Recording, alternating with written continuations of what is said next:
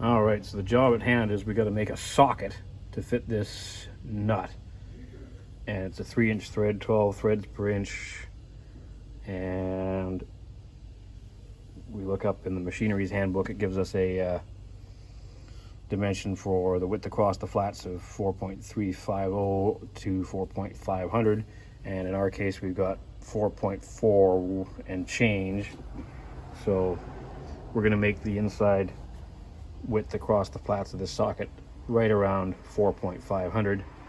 So we've got a chunk of, started out life as 8-inch diameter. I believe it's just hot rolled 1018, and we roughed this diameter down to 6.5 inches, and we're going to flip it around, do the same thing on that end, and then bore it from the other end. Okay, so we've taken our nut and we've sort of plotted one segment of it, let's call it. So half the diameter is 2.25, and the width, or the length, pardon me, of each flat is 2.58 inches. But we're going to be using a 3/4 inch end mill to produce this.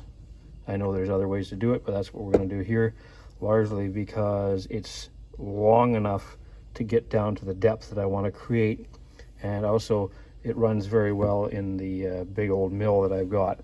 There's not a heck of a lot of point using little tiny end mills in the big mill, and the smaller end mills, of course, wouldn't have have a hard time reaching the required depth. It's about 2 inches, 2 inches deep for full engagement. Not that we necessarily need it. So we don't have to move that full 2 5/8 inches with a 3/4 inch end mill to create that edge. We're going to move less than that, and I think what I'm going to do is I'm going to move in each direction from 0. It'll be that dimension minus 1/6 of the diameter of the cutter, which is somewhat arbitrary, and it will create a cut path which looks something like that.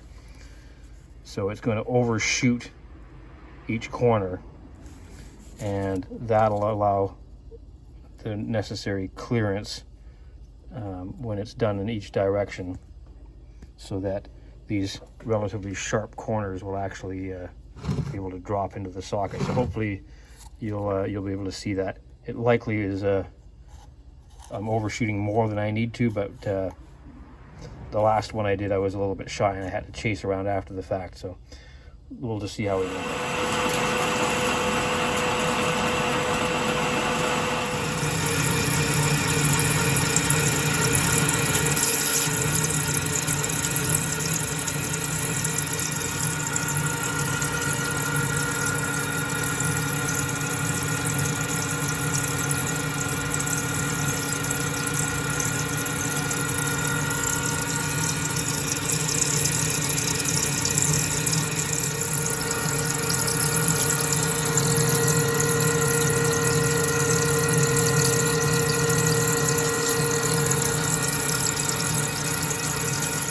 Okay, roughing done. We used that, I believe that's a Triumph brand insert there. And then we'll finish it off with a Seco brand 431. Just to take the last 50 thou off the diameter.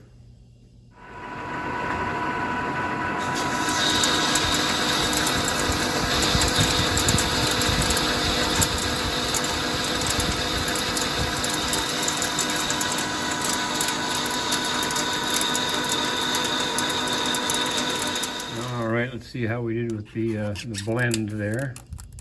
We can get that little thing out of the way. There we go. Close enough.